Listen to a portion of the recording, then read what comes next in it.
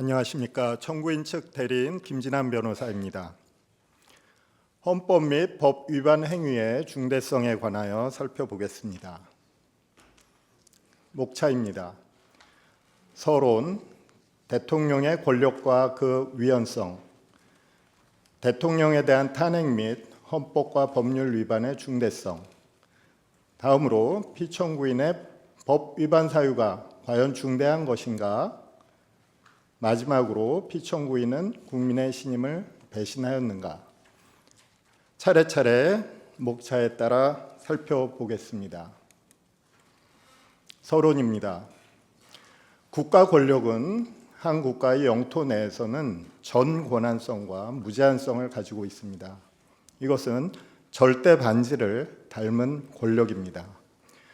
무제한적인 권력이기에 자의성과 폭력성이 나타날 수밖에 없습니다. 이러한 무제한적인 권력자로부터 국민들이 주권을 회복하였습니다. 그리고 민주주의 헌법을 제정하였습니다. 민주주의 헌법의 가장 큰 목적은 권력을 통제하고 자유를 보장하는 것이었습니다. 사람들은 대의민주주의 원칙을 세웠습니다. 이것으로 권력을 통제하고 자유를 보장할 수 있을 것이라 믿었습니다. 이 원칙은 선거를 통해서 대표를 선출하고 그 대표가 권력을 행사하며 그 대표가 임기를 마쳤을 때는 다시 선거를 통해서 그를 심판하는 그러한 원칙이었습니다. 그런데 이 민주주의가 과연 스스로의 체제와 국민의 자유를 지킬 수 있는 충분한 장치일까요? 민주주의는 위태롭습니다. 그 장치는 충분하지 않습니다. 세계적으로 민주주의 체제는 수없이 많이 붕괴되었습니다. 가장 큰 원인은 군부의 무력에 의한 쿠데타였으며 민주적 절차로 당선된 피청구인과 같은 권력자에 의해서도 민주주의는 붕괴되었습니다. 민주주의 권력이 스스로 민주주의를 해체하는 이유는 자신만의 독점적인 절대 권력을 만들기 위해서였습니다. 사람들은 민주주의의 힘만으로는 민주주의를 지키기에 부족하다는 것을 깨달았습니다. 그래서 법치주의와 권력 분립 원칙으로 보완하였습니다. 법치주의란 최고 권력을 포함한 모든 권력들이 자신의 권력 행사에서 헌법과 법을 따라야 한다는 원칙이며, 권력 분립 원칙이란 국가 권력을 여러 기관에게 나누고 그 기관들이 서로 견제하고 균형을 이루도록 하는 원칙입니다. 이 두 가지 원칙이 보완되었기에 우리들의 자유 그리고 권력의 통제는 이루어질 수 있었던 것입니다. 두 번째 큰 목차, 대통령의 권력과 그 위험성에 관해서 보겠습니다. 대통령은 국정 최고 책임자로서 최고의 권력자입니다. 대통령에게 권력을 부여한 것은 국민들입니다. 직접 선거를 통해서 민주적 정당성을 부여받았기에 최고의 민주적 정당성을 갖고 있는 대통령은 그 민주적 정당성의 크기에 따라서 최고의 권력, 가장 큰 권력을 부여받았습니다. 대통령의 권력은 권력 분립 원칙에 따라서 나누어진 여러 권력 중에서 가장 큰 권력입니다. 우리 헌법상 대통령의 권력에 관해서 한번 살펴보겠습니다. 대통령은 국가 원수이며 행정부의 수반입니다. 국가 긴급권을 가지고 있고 헌법 개정안 제한권을 가지고 있으며 국무총리, 각종 행정각부의 장차관 등 고위직 공무원의 임명권을 가지고 있습니다. 또한 법률이 정하는 바에 따른 국군 통수권도 가지고 있습니다.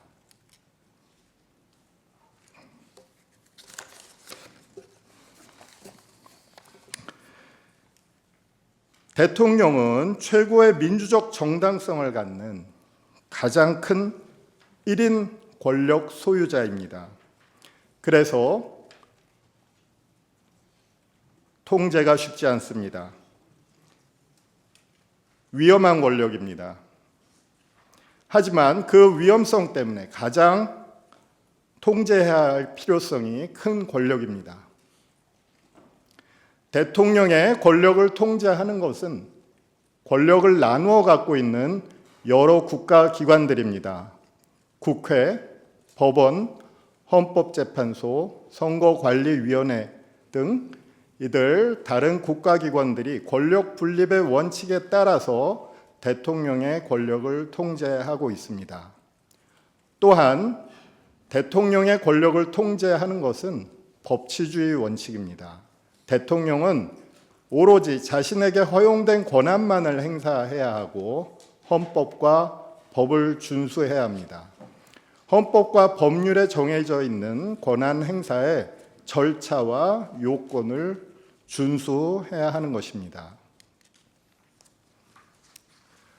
이러한 최고의 권력을 갖고 있는 대통령이 만약 그 권력을 헌법을 파괴하는 데 사용할 경우 과연 우리는 우리의 헌법은 스스로를 보호할 수단을 갖고 있을까요?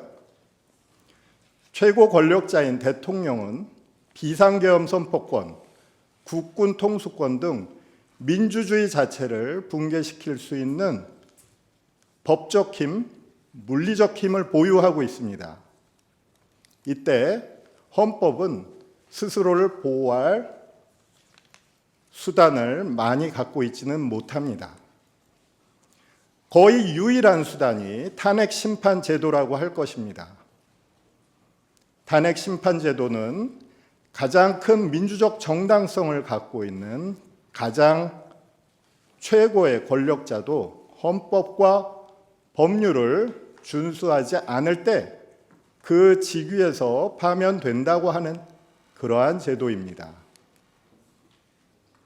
이것은 누구도 법 위에 있지 않다는 법치주의 원칙을 구현하는 제도이며 여러 기관의 판단이 결합된 결정으로 내려질 때는 최고 권력을 통제할 수 있다는 권력 분립 원칙에 따른 통제 제도입니다.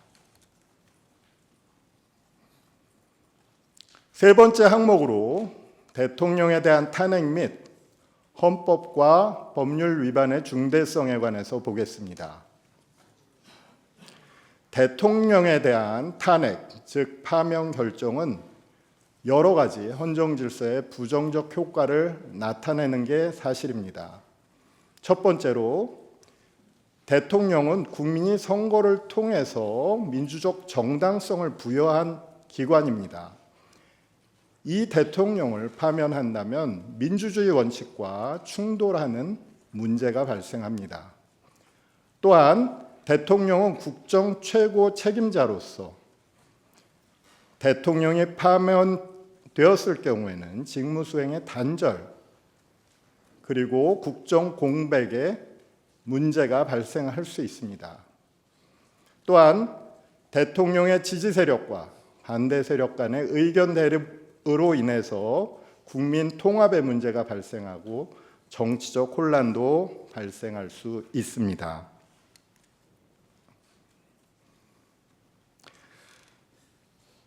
이와 같이 대통령에 대한 탄핵은 중대한 또한 부정적 효과가 있기 때문에 대통령의 파면 결정은 매우 신중하게 이루어져야 합니다.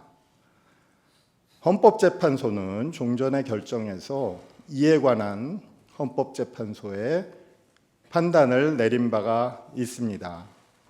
대통령에 대한 파면 효과가 중대하기 때문에 파면 결정을 정당화하는 사유도 역시 이에 상응하는 중대성을 가져야 한다고 판단했고, 구체적으로 대통령에 대한 파면 결정이 정당화되는 두 가지의 기준을 수립하였습니다. 그것은 첫 번째, 대통령의 법 위배 행위가 헌법 수호의 관점에서 중대한 의미를 가지는 경우일 것. 두 번째가 대통령이 법 위배 행위를 통해서 국민의 신임을 배반한 경우일 것이라는 두 가지 기준이었습니다.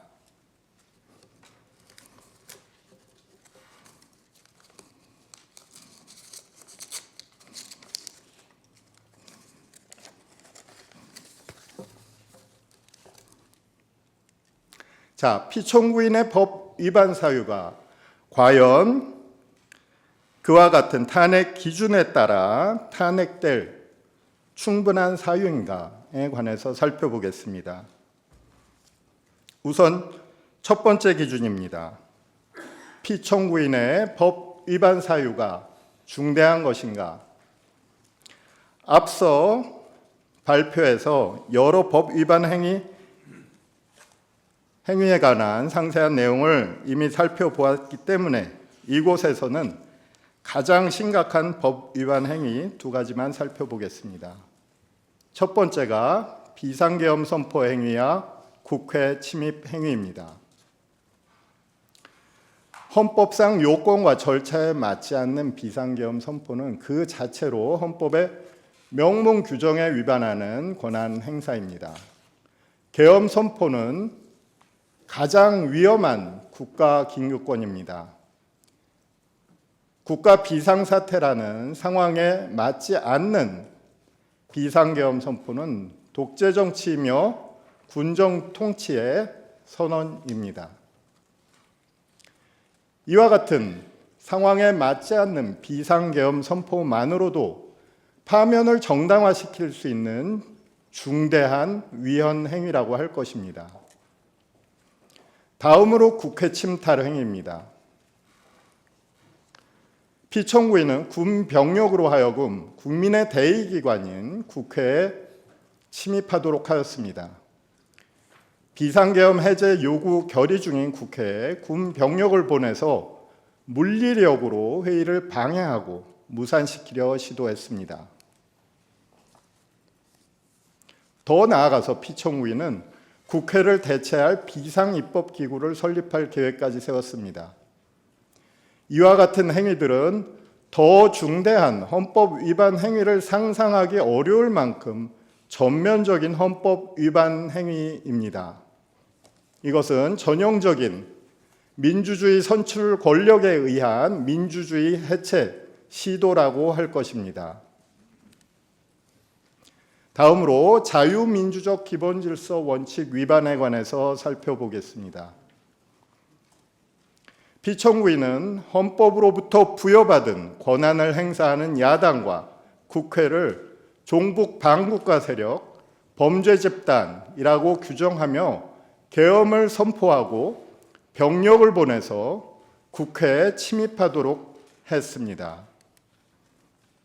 정치적 반대 세력에 대한 억압과 제거를 목적으로 한 행위, 이것은 자유민주적 기본질서 원칙을 근본적으로 침해하는 행위입니다. 피청구인은 스스로 자유민주적 기본질서를 지키기 위해서 비상계엄을 선포했다고 선언했습니다. 하지만 자신이 선포한 비상계엄을 통해서 자유민주적 기본질서를 파괴한 것입니다. 다음 기준으로서 피청구인은 과연 국민의 신임을 배신하였는가에 관해서 살펴보겠습니다. 대통령은 헌법 수호의 책임을 가지고 있습니다. 헌법 66조 제2항에서는 대통령에게 헌법 수호의 책임을 명시적으로 부여하고 있습니다.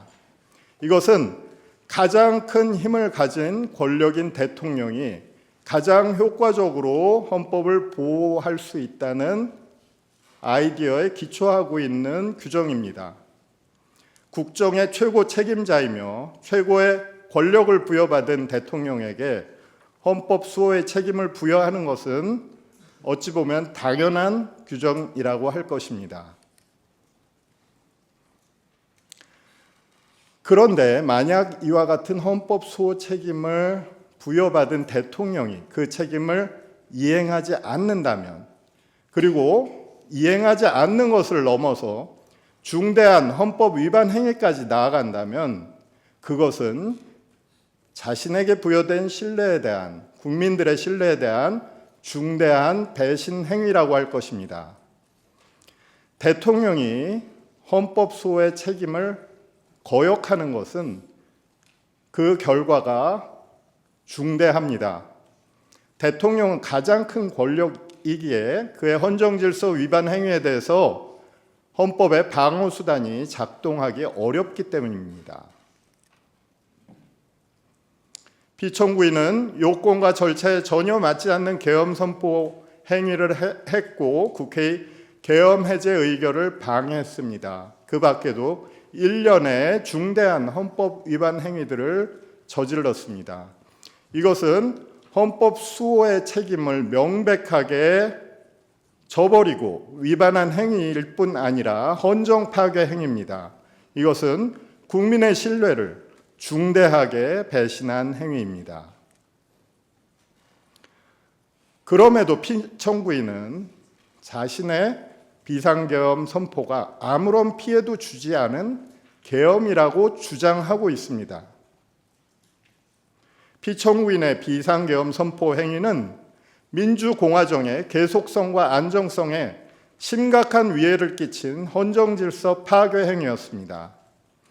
피청구인의 아무런 피해도 주지 않은 계엄 주장은 헌법의 수호 의지를 전혀 찾아볼 수 없는 주장으로서 자신을 선출한 국민의 신뢰를 정면으로 배신하는 행위입니다. 피청구인은 반헌법적 주장과 위험성을 가지고 있습니다. 피청구인은 헌법을 준수하고 수호하겠다는 약속을 하고 취임했습니다. 그럼에도 불구하고 그 약속을 저버리고 반헌법적인 주장을 하고 있습니다.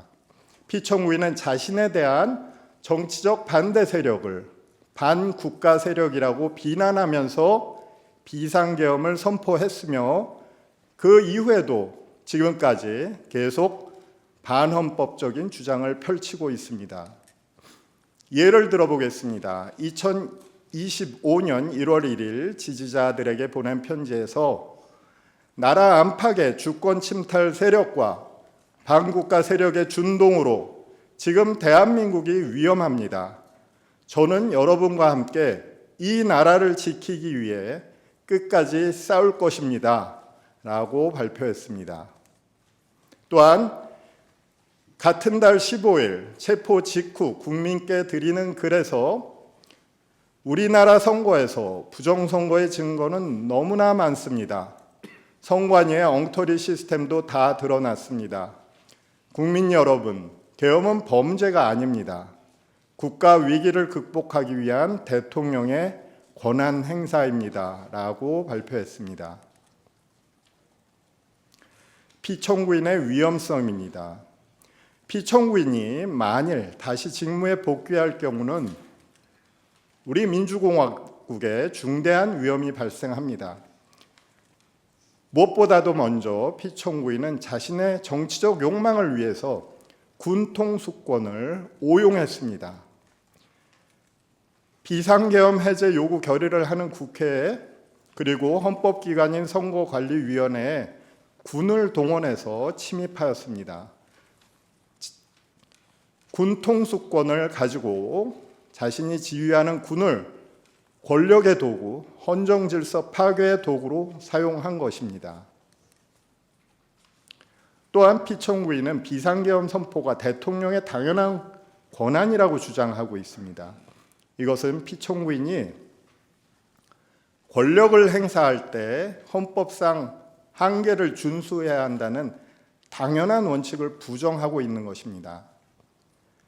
피청구인의 행위로 인해서 비상계엄 선포권은 과거 안전 울타리에 있던 것이 그 울타리를 뛰쳐나와 거리를 활보하고 있는 형국입니다.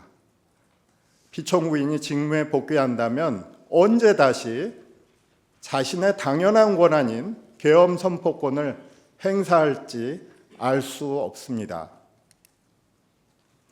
또한 피청구인은 사법기관들에 대한 공격과 파괴를 선동하는 발언을 했습니다.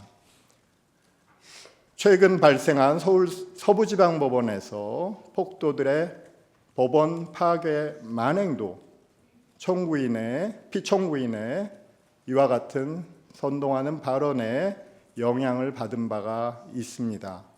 피청구인이 다시 직무에 복귀하게 된다면 자신의 권력을 동원해서 다른 국가기관, 다른 헌법기관을 공격할 가능성을 배제할 수 없습니다. 이처럼 피청구인의 반헌법적인 사고, 반헌법적인 주장, 그리고 반헌법적인 행위들은 국민 신임에 대한 배신 행위라고 하지 않을 수 없습니다. 피청구인에 대한 이 사건 탄핵 심판 청구가 기각되는 경우 피청구인은 국정 최고 책임자로서 자신의 권력을 회복할 것이고, 그렇게 되면 그의 위험한 독재 권력의 최후의 제한 장치가 해체되는 순간이 될 것입니다. 우리의 민주주의는 붕괴 위험에 처하게 될 것입니다. 장래 권력자에 대한 헌법 보호 필요 차원에서도 우리는 피청구인의 신뢰 배신 행위, 중대한 헌법 위반 행위를 찾아볼 수 있습니다. 만일 피청구인과 같은 극단적 위헌 행위를 관용한다면 미래 독재자들은 자신의 독재 행위를 응원받고 또한 조장받을 것입니다. 따라서 미래 헌법 수호의 관점에서도 피청구인의 행위는 중대한 헌법 위반 행위며 국민의 신뢰에 대한 배신 행위인 것입니다.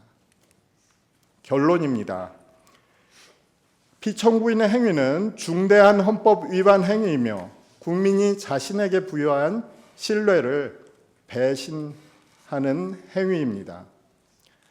피청구인의 헌법 위반 행위는 단지 몇 개의 헌법 규정을 위반한 행위가 아닙니다. 그것은 절대 권력을 만들어내기 위한 행위였고 민주주의 체제 자체를 해체시키려고 한 행위였습니다.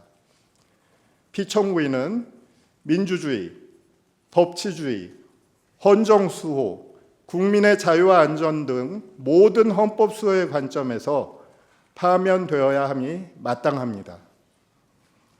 이상 마치겠습니다. 감사합니다.